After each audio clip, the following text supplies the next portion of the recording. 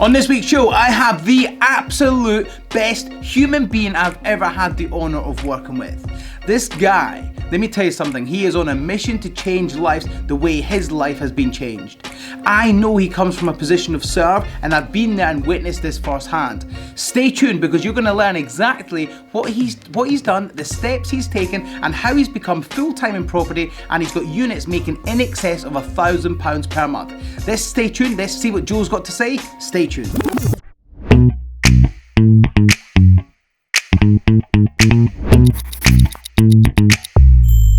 On this week's show, listen, I've got the amazing Joe Nicol. My name's Alistair Cunningham. Welcome to the Elite Entrepreneurs Podcast with Alistair Cunningham. Today, Joe Nicol joins me. Joe, say hi, introduce yourself. Why are you here? Hi, my name's Joe Nicol. I'm born and from Bradford. I'm doing serviced accommodation in Bradford, and I'm here to share the story. All right, so Joe is here to share his story of financial sort of independence and full-time in property, and he comes from the very humble beginnings in Bradford. Now, I want to get back to the beginning. I want to get back to the very beginning of, like, what was it like growing up in Bradford? I mean, I've been to Bradford. It's all right. It's not the nicest place in the world, but it's all right. So what was it like growing up in Bradford? What drove you to then want change? Like, I want to understand why you're here, because you were a very successful salesman in a window company. You were doing very well. So what drove you to change that job, go on a whole journey of Airbnb, service accommodation, property, personal development, personal growth? What drove you to do that? Well, I probably read I read a book when I was younger, which was Think and Grow Rich. Okay. Yeah, I by read Napoleon that, Hill. By Napoleon Hill. I read that about 15, 16, and that probably started off the dreaming of wealth. I was in a relationship really young as well, and I wanted to provide. And in a relationship, you think you need to bring money to make it last. That's what was my mindset. So if I get rich, she'll stay with me, and it'll all go. So it really developed from there. Then I found a book and I started to read that, and I just spent years not getting it really. So I was saving up, trying my best, dreaming of what I wanted to do, and just not achieving it. And then I went online. I watched people in America. You got like Gary Vee, Grant Cardone. Yeah. And I couldn't be around them, but I knew I needed to be around people who was winning. So then I could get myself out of my head and actually make it happen. Yeah. What was it like growing up in Bradford? I mean, Bradford's West Yorkshire. It's a great little town, great for investment. But what was it like growing up there as a kid? Because it was rough.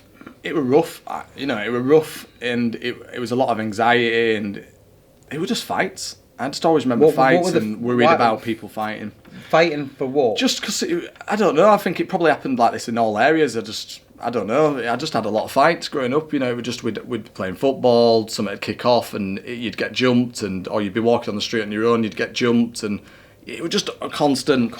Yeah, it felt so like quite that. a violent upbringing, not a nice environment to be in, so you're not going to win in that environment. No. So if you're living in that environment, that state, you're always looking over your shoulder, you're not going to win. Yeah. So then you go on this journey to personal development and to personal growth and business growth, which led you obviously to coming to events. That's where you meet me, and then we sort of get into the whole routine of training and learning and developing and growing. Yeah. And so, do you remember the first interaction we ever had?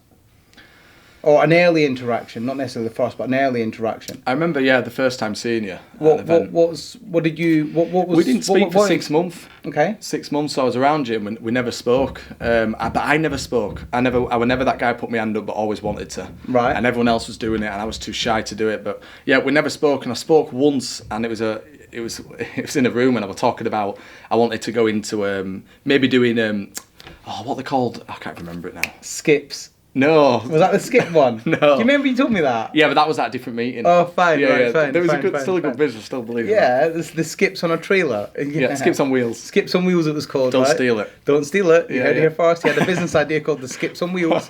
Right, anyway, okay, next. It was hostile. It was hostile.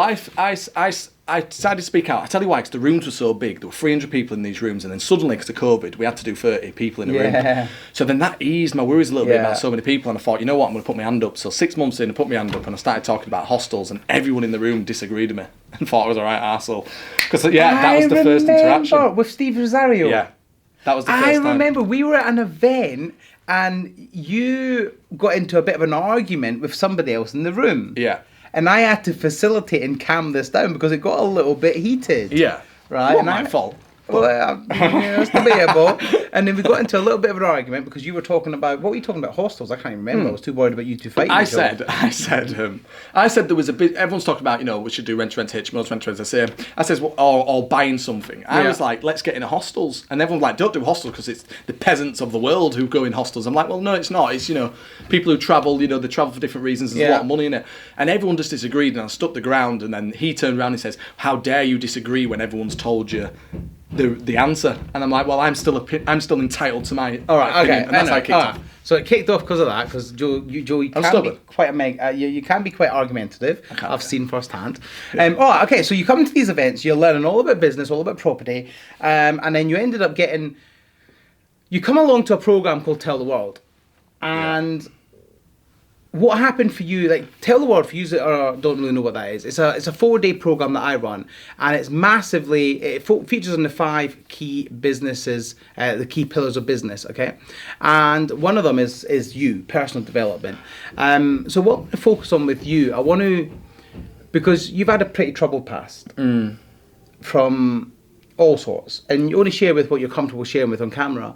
But for most people, that would knock them for 6 all their life. It would knock them for 6 all of their life, and they would never move forward, they would never develop, they would never do anything. But I always sensed with you that you wanted to do something. You had all this stuff, all this baggage, all this issues, all this past pains, past traumas holding you back from moving forward. And then you come along to a program called Tell the World. And at Tell the World, I'm very much rip off some bandages. Yeah. What happened for you at Tell the World? So I can't talk too much about. No, of course. Them but this in regards to just past. Everyone's got a bit of a past. I had quite a troubled one in definitely in mindset. I've had a lot going on in my mind for all my life, really. Probably from 9, 10. It's never left me. And since we started to get to know each other, probably from 6 months before I actually went to Tell the World, we was talking and you really gave me permission, I felt, to be myself, because you were the only person I felt as a man that I could be vulnerable with and you wouldn't take advantage of. Okay. And you could actually see the struggles that I'm having even before I could see them. Yeah. And and you supported. So I felt when it got to Tell the World, you pushed me at that point, and it was a level up of what you was already doing prior to that, and it allowed me to then really go. Yeah.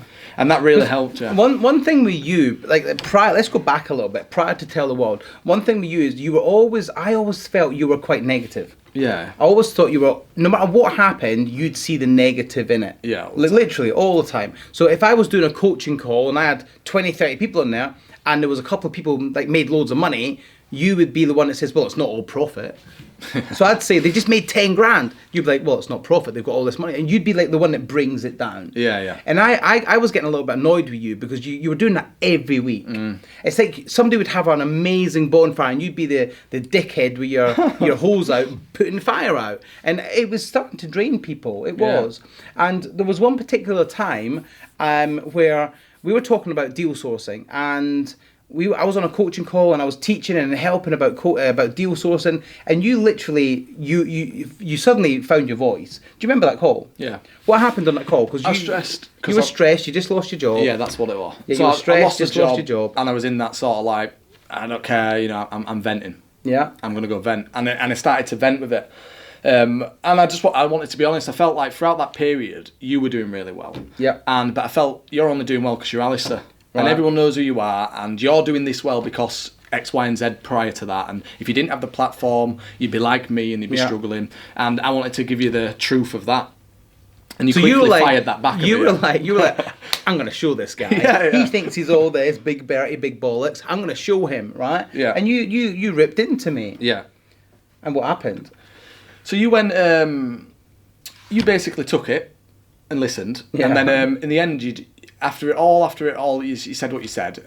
You basically said, look, you've got your opinion of how it is, but it didn't start that way, Joe. So you was explaining that I started just like you. Mm-hmm. And I'm going to prove to you that you can actually do this. And I'm going to come to Bradford. I'm going to show you that it's possible. So what Joe was jumping ahead the gun here. He was like, Alistair, it's all right for you because you've got this platform you've created. You've created this platform, you're working in this platform, and you've got all these people looking at you and wanting to do business with you. So of course it's easy for you. That's what he was thinking.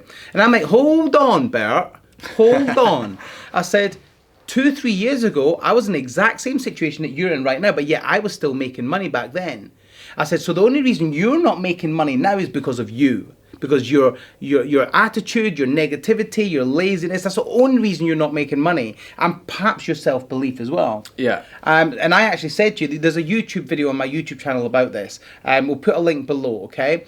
I said to you, I'm coming to Bradford and I'm going to spend the day with you. Yeah. And what happened on that day?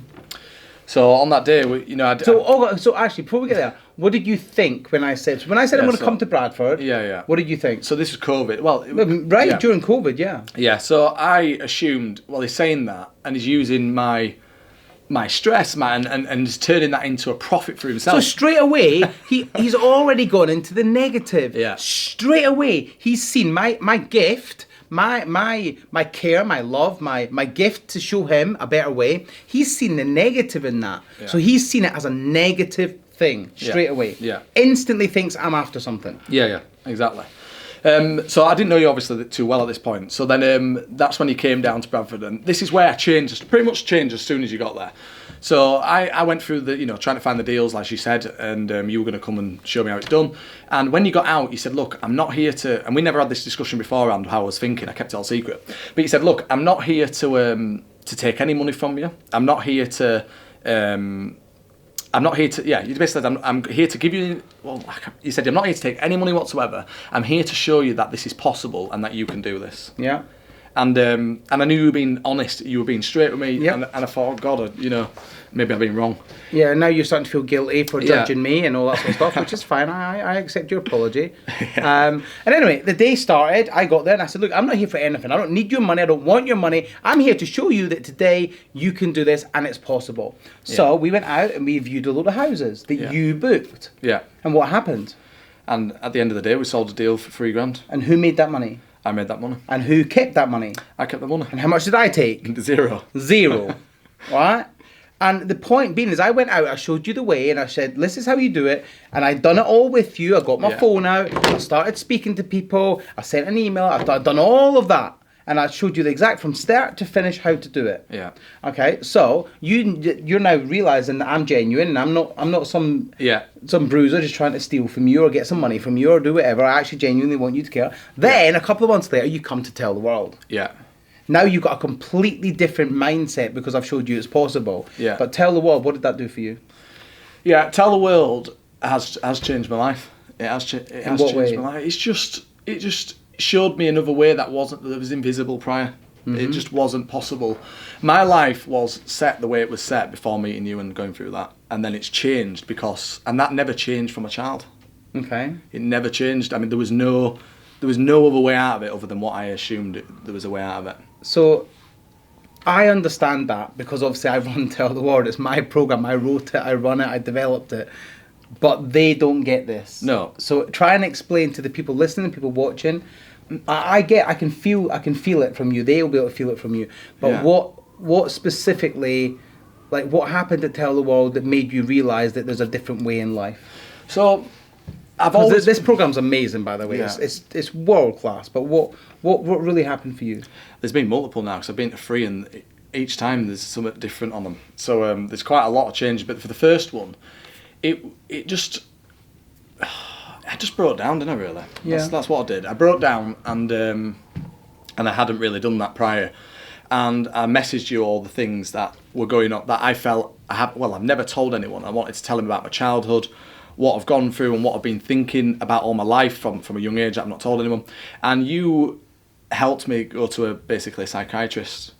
Yeah, so Joe had all these things holding him back. Just like many of you watching this right now and listening to this right now, you've got all this baggage in your background that's stopping you moving forward in your life. Because what's happening is you're holding on to it all. And that's exactly what you were doing. Yeah. You had all this pain, this trauma, this issue from your past that you're holding on to, and it's stopping you moving forward.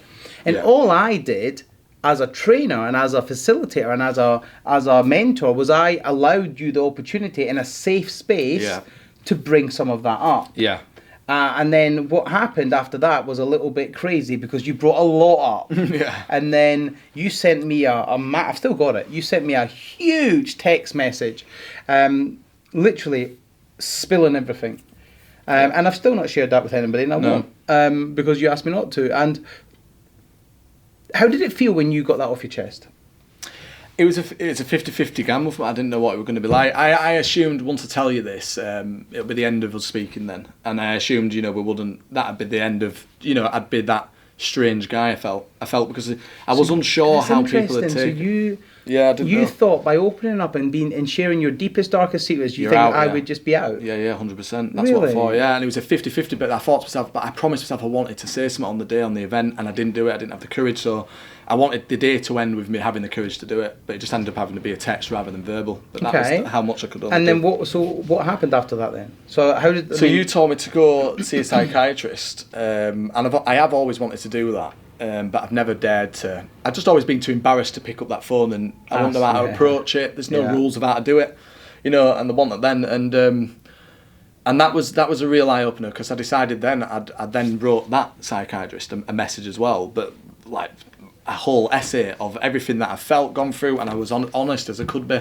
and he diagnosed me as well as a really stressful childhood, but mainly which shocked me was anxiety. Mm-hmm. I didn't even know I had anxiety. Yeah. I didn't know it was deep in me. It's just how I've always felt all my life. Yeah. And then when I started to read about it, I had a lot of anxiety. So then I started to work on that. Awesome. Okay. And what's like you've been Tell the World 3 times now. Yeah. And you've come as a delegate twice. Or once as a delegate, twice you've come to help me out and to be there in support of other people. And you've seen what it's done for you, but you've also seen what it's done for other people. Yeah. What do you think of Tell the World? I think there's no other event like it. I think it is the best event that is definitely in the UK. Yeah. I don't think you can get, and I've never seen another event like it. No, I don't think there is. There's not. Anyway, okay, you've done Tell the World. You're great. You loved it. You've moved on. How are you as a person? So as a person, what's changed in you? Because I've seen you grow massively. So I've seen you grow in confidence, in spirit, in love, in care, and to me, I class you as one of my closest friends now. I really do, because we do a lot together. We socialize together. We're friends together. We talk. We share all that sort of stuff. And seeing you grow is massively inspirational to me. And I've been a little part of that. And that's big awesome. Part. But what's been going on for you in the last year then? So you done Tell the World at the end of 2020. Yeah. November 2020. What's gone on for you since then? I've worked. Because prior to that, you didn't have any deals, did you? No. You had no deals. You had no business income because you were letting all your bullshit hold you back. Yeah. So what happened since then? I worked on myself. I worked on growing friends. Relationships, which I really wanted. That was a big part of wanting to do it anyway and get involved. So I made friends with you, other people, and that allowed me to share more and work out different perspective from different people through an honest conversation rather than a fake one. Yeah. And that helped me grow. And then in the end, I decided, I need to take the plunge and do the business. I was scared, and I spoke to people, and I just kept voicing my worries. Yeah, you were always, when it comes to actually, let's go out and get some money and make some money, you were always like, I can't do this, can't do this, can't do this, can't do this. Tell the World gave you the opportunity, and it gave you the confidence to just say, fuck it, let's do it. It's a starting point for me. A big starting point for you. It engaged you, put gear one, it put you in gear one, okay? Yeah. Now, today you've got multiple units. How many? Talk to me about the properties you've got available at the minute. So I've got 4 units on rent to rents. They're all doing well, and then I've got another 3. Well, 1 to 3, depending on what he decides in the end, where I'm going to manage it. So you've got 4 that you currently have under contract and you're managing. Some of them are in process of being set up. Yeah. Some of them are working. The ones that are up there, already out there, active on the market, how much are they making on average per month? So the small units are making anything from 500 to 700, and the large units making anything from 800 to 1,200. Okay, so you've got a couple of units, a couple of £1,000 a month between them, yeah? But you've got a couple more units coming to you, plus you've got some more management. So in total, in the next month, you'll have 7 properties under your control and management. Yeah. 4 of which are directly, 3 of which are indirectly, depending on finalising contracts. So like, it's really quite impressive that a year ago, you had nothing in the sense of property. Now you've got 7 units all making you money on a monthly basis. Yeah. I know you credit massively the training that we've done together is a massive inspiration to help in that. But more importantly, you've grown massively as a human being. Yeah. Like, why do you come to Joe comes to every single one of my training events. Every single event. Why? I just love, because I know how much it's obviously done for me, but I love watching everyone else go through it as well. I like seeing how they change and watching you as well. I know how passionate you are. I know how much you love it. I know what it means to you, and I know, and it's just good to. You just don't get an environment where people get that deep into what's going on for them, and it's just amazing to see, really. And after that, you then made the plunge to join my business academy. Yes. Why? Because we're good friends. We socialise a lot, so you didn't need to join my business academy, but. Like you were like, I want in that business academy because I launched my training. I launched Elite Entrepreneurs, as you can see from this. I launched this. I launched my training. I launched my brand, and I started delivering my training. I'm in control. I deliver it, and you were one of the first people that said, "I'm in." Yeah. Well, and that meant investment. That meant investment. You had to invest. Yeah. I've always wanted you to do your own thing. Everyone asks who you've trained, but yeah, so. I wanted to, I need to do business. That's what it comes down to. The big change for me when it comes to business is knowing actually what I want to do in the future. You can be blind with it, and this is what I want to use the business academy to actually direct me with what I want to do, which I'm now clear on. Which is what? Which is, I know where future is I want to be, and in the end I want to do developments or BRRs, but it's going to be with service accommodation, and I know in my head that I am going to make the best service accommodation in the area, or in West Yorkshire, and I'm going to win an award with it. It's going to be great. Awesome. I love the fact that you're manifesting that because it will come to you. Yeah. So, why do you come to all my events again? Was it about the environment? Because I know that you're one of the people that you support every academy member, from my understanding. Yeah. Like you're always on the phone to them. You're always helping them. They say, well, yeah, but you do a lot of support for them. I know a lot of people speak very highly of you. A lot of people do, and it's going really well. So you're now in a situation. You've got 7 properties. You've got more properties in the pipeline. What's the next 12 months look for you? 12 months. I want 20 properties managed and managed by myself. So that's at the end of the course together. Yeah. So yeah, and then from there, the second year I want to buy the first BRR, and then the third year I want to do a development. So you've got some nice 3-year goal targets. Absolutely worth winning. Great. Look, I think it's pretty awesome. Like being around your journey has been truly inspirational. It really has. What's it like working with me? Because we've worked together for some time. We've had arguments. We've been at events where I'm bashing my head against a brick wall with you. Yeah. We've had times where we've been face to face.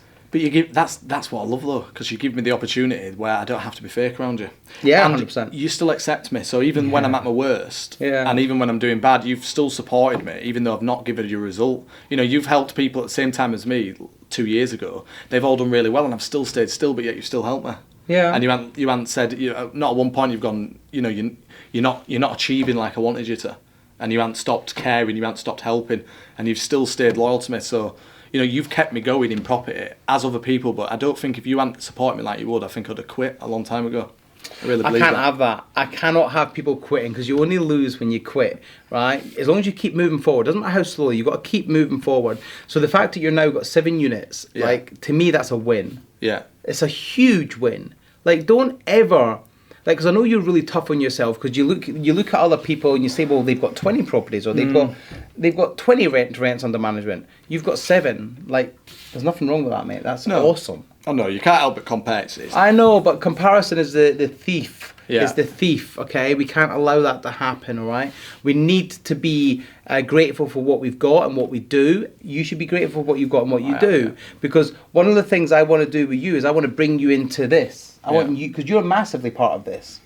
You're a massive part of Elite Entrepreneurs, massive, and I want you to be more and more involved with that. on a regular basis, and I want you to be more involved in it at a coaching level, because I believe you can truly help people. I believe you've got the heart to truly help and inspire people and help them move forward, and I want you to be part of that team. Like, I've got some huge plans in the next couple of years, and I want you to be part of that as a pillar of the company. I'm excited, I really am. Most importantly, I'm excited about you and your journey, because I know where you're at, and I now know where you're at, and to me, you've just moved up. Yeah. It's amazing. It really is. And I want to thank you for being part of the training. I want to thank you for being on the show. I want to thank you for always giving and showing up. And I want to thank you for being open to being coached and being mentored, because I've been quite brutal to you. There's been a few times where I've been like, even Michelle said to me, look, that's a little bit harsh. And I'm like, Joe can take it, it's fine. Yeah, it's been fine. If you were to give any advice to anybody watching this, maybe we've got people watching this who are, sat at home, and they keep telling themselves that they can't be successful because of X, because of this, because they've got problems in the past, or because they don't believe themselves. Maybe they self-destruct themselves. I don't know. People watching this that are struggling, what advice would you give them? You need a support system, really. I'd never been able to do what I've done if I hadn't met so many people with different mindsets to you. You tend to surround yourself with the same type of people who think like you, but you need to be honest as well. So you need to catch your thoughts if you're in self-doubt, and just keep pushing, because that's the only way you can do it. Otherwise, you're not going to achieve anything. That's the truth. Prince EA says, doubt is the biggest thief of all, because it's stolen more. Self-doubt is the biggest thief of all, because it stole more dreams than failure ever did. Okay, yeah. And the easiest, doubt is like a monster, and the easiest time to kill a monster is when it's a baby. So kill that thought when it's a baby before it gets too big. But this is the point. You need people like that around to tell you. That's what you need. You need a circle. You do need a circle. Listen. If you want to meet Joe, make sure you get to the events, connect with him. He's on social media. Link is below. Go down below. Click on his name. Find him on socials. Reach out to him. Ask him, what's it like? Ask him what it's like dealing with these problems. Find out what he's doing. Stay in touch with him, guys. This is Joe. My name's Alistair. Thank you for coming on board. Thank you. Guys, stay tuned for next time. Connect with him. Come to Elite Entrepreneurs. They may help you the way I've helped Joe. Business Launchpad is where it starts. There's a link below. Get registered. See you there. Next time, peace out. Much love. Like, share, love. Guys, peace out. Much love.